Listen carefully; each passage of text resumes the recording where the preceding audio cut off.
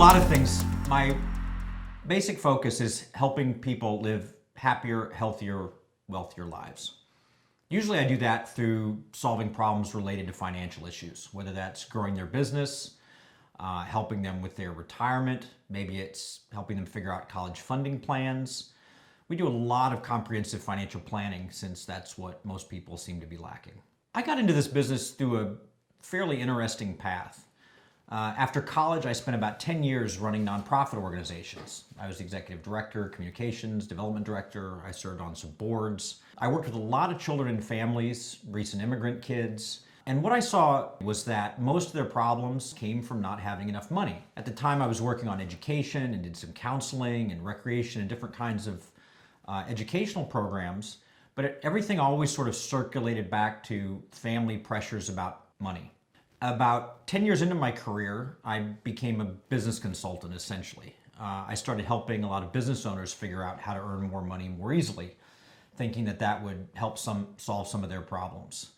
And just in the last few years, as I've worked with more and more companies, I've started to notice that they need a much greater level of comprehensive financial planning. It's not enough to, buy the right real estate investment. It's not enough to make more income on your products and services. It's not enough to have the right kind of insurance or the right kind of retirement plan. You really need to look at all of those things in context together.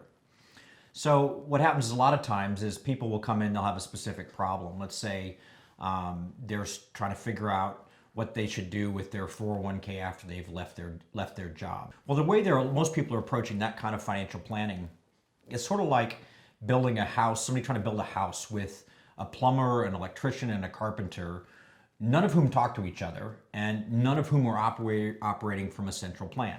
Imagine what a house would look like if a carpenter, plumber, and electrician were building it and they never talked to each other and didn't have a plan. Well, that's the way most people's financial affairs are. Their mortgage guy gives them a mortgage, the real estate guy tells them to buy a house, the annuities guy sells them some kind of policy, their insurance guy sells them some other kind of policy, the stockbrokers push the stocks at them. Nobody looks at their entire financial picture and says, what do you really need to get where you want to be in life? And how do these things interrelate? If we compromise here, do we need to compromise here to get something more in this area? In that sense, we're even pretty unusual group of financial advisors. If their priority, when we look at their whole picture, is spending more money to buy a house in a better neighborhood so their kids can go to a better school rather than buying some annuity or insurance, then we tell them to do that. If, though, they need to cut back on their lifestyle spending a little bit or approach their tax situation differently in order to have more money during retirement when they really need it, we'll advise them to do that. Overall, we help educate people. And I always say we're not typical insurance or financial agents or salespeople. What we really are is researchers. We're educators, and we're planners. It's no good to have a plan if the people who you're working with haven't been educated. It's no good educating them if you're educating them on the wrong stuff because you haven't done the right kind of research to find out what's really going on.